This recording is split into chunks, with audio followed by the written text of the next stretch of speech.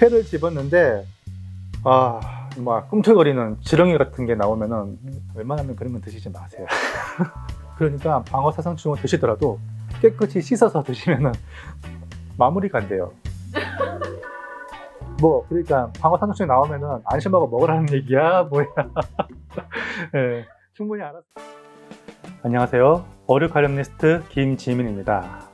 여러분, 방어회 많이 드시죠? 겨울 하면 또 방어회가 생각나는데, 방어 드시다가 기생충 발견된 경험 혹시 있으신가요?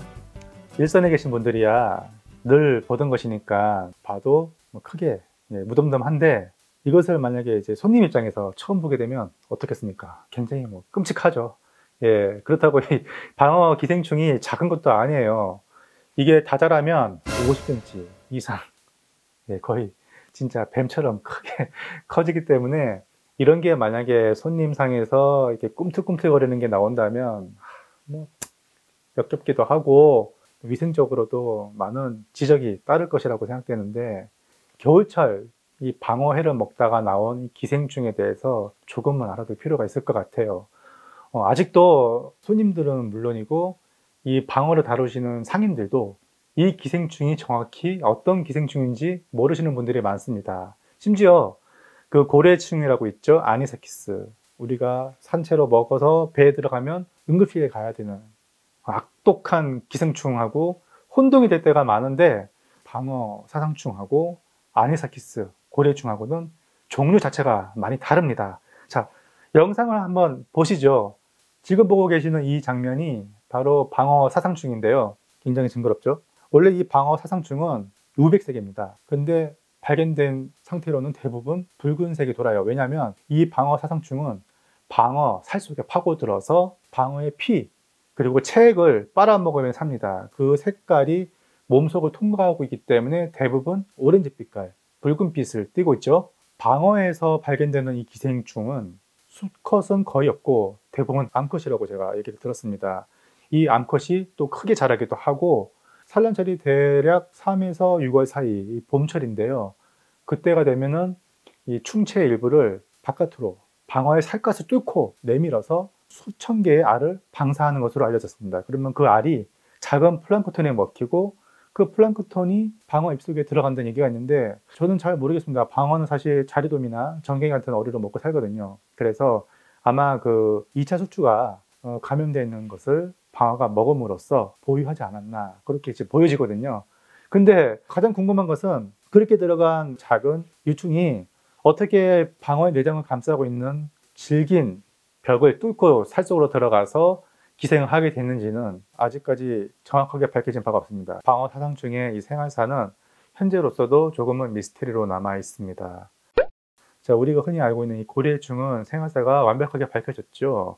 고래충, 그러니까 종숙주가 고래인 겁니다. 고래나 상어에서 크게 성체로 자라서 알을 낳게 되면 그 알이 배변을 통해서 바깥으로 방사하게 되겠죠. 보통 우리 고등어나 오징어에서 이 고래충이 많이 발견되잖아요. 자, 지금 나오는 이 사진이 고래충인데, 우리가 발견할 수 있는 고래충은 대부분 실처럼 가느다란 유충입니다. 커도 3cm 이상 넘기가 힘들어요. 그래서 방어 사상충하고 고래충은 외관부터 이렇게 차이가 납니다. 이 방어 사상충은 봄부터 여름 사이에 가장 많이 발견돼요. 이 시기에 잡힌 자연산 방어를 해 떠보면 거의 100% 이상 나옵니다. 그리고 그 수가 상당히 많죠. 그러다가 가을부터는 점차 그 수가 줄어들게 되고, 겨울철에는 방어 사상충이 현저히 줄어드는데, 그래도 8kg 이상 되는 대방어 요즘 많이 먹잖아요. 대방어에는 대방어가 살아온 그 기간만큼 방어 사상충도 함께 인생의 동반자가 되기 때문에 그만큼 클 확률이 높아요. 겨울이라도 방어 사상충이 나오게 되는 이유인 거죠. 자, 그럼 방어 사상충이 나왔을 때 어떻게 대처해야 되는지. 조리사분들은 방어 사상충이 나오면 앞뒤로 조금 넉넉하게 잘라다가 그것은 폐기 처분합니다. 방어 사상충이 나오지 않은 부위는 살려서 판매를 하게 되죠.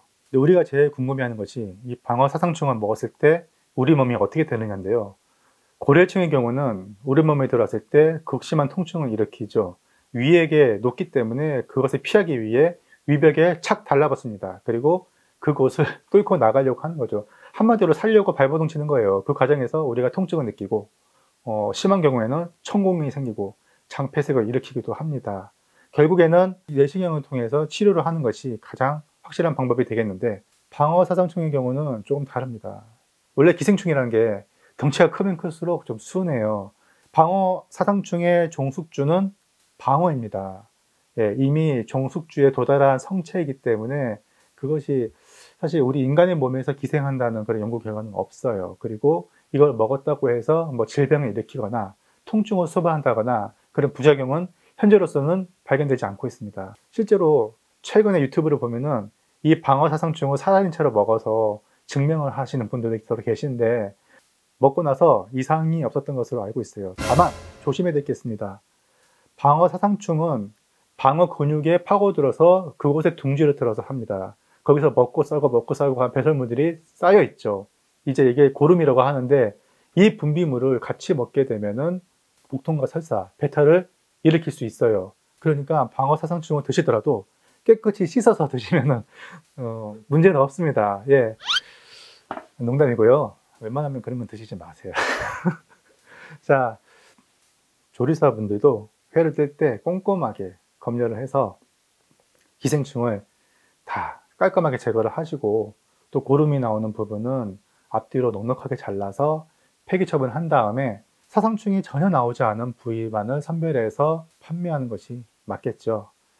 자, 방어사상충이 과거에는 정보가 많이 없어서 고래충과 오인되기도 했고, 또 기생충이라는 것 자체가 질병 매개체 아닙니까? 우리에게는 위협이 될 수도 있는 그런 존재예요. 또 보기에는 엄청 징그럽잖아요. 나오는 것 자체만으로도 굉장히 경악할 만한 일이었는데, 지금 어떻습니까? 정보가 많이 퍼지고 있고, 방어회를 좋아하시는 분들이라면 적어도 방어사상충이 기생하고 있다는 사실을 이제 웬만큼 알게 되었습니다. 그래서 예전만큼의 그런 충격, 쇼크는 이제는 없을 것 같아요. 우리도 이제 알았으니까 앞으로 이제 대처할 수 있는 능력이 길러지는 거겠죠. 방어에 기생충을 한번 나왔다고 그거 보신 분들이 너무 충격받아서 방어회를 다시는 안 먹겠다고 하시는데요. 꼭 그럴 필요는 없습니다. 생선에 기생충이 있는 것은 어떻게 보면 지극히 자연스러운 현상이고, 또 그 전에 충분히 제거가 되니까 안심하시고 방어회 맛있게 드시기 바랍니다. 감사합니다.